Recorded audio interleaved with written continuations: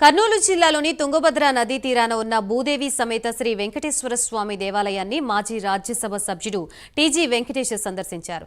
జనవరి 30 నుంచి ఫిబ్రవరి 8వ తేదీ వరకు జరిగే బ్రహ్మోత్సవాల కరపత్రాల్ని ఆవిష్కరించారు. ఈ కార్యక్రమంలో భక్తులు అధిక సంఖ్యలో పాల్గొనాలని కోరారు.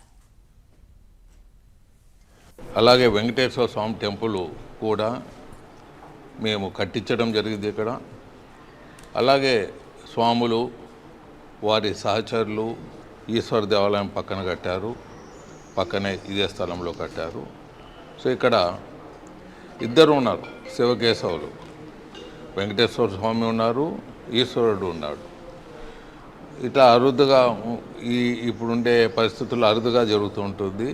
చాలా చక్కగా అందరినీ అన్ని దేవతలకు ఏమేమి చేయాలో పూజలు, నిత్య పూజలు చేస్తూ, అలాగే నవగ్రహాలు కూడా స్థాపించాము.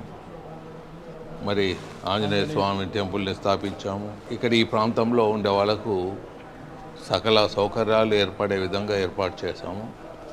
ఇందులో భాగంగా ప్రతి సంవత్సరం అంటే నా భూదానము, నేను కట్టినప్పుడు వెంకటేశ్వర టెంపుల్ భాగ్యము, నాకు పూర్వజన్మ సుకృతము, ఇక్కడ బ్రాహ్మణులు బ్రహ్మోత్సవం చేసినప్పుడంతా ప్రతి సంవత్సరం గరుడ పక్షులు వచ్చి 2 చుట్టూ తిరిగిపోవటం ప్రతి సంవత్సరం ఆనవాయితీగా జరుగుతున్నది.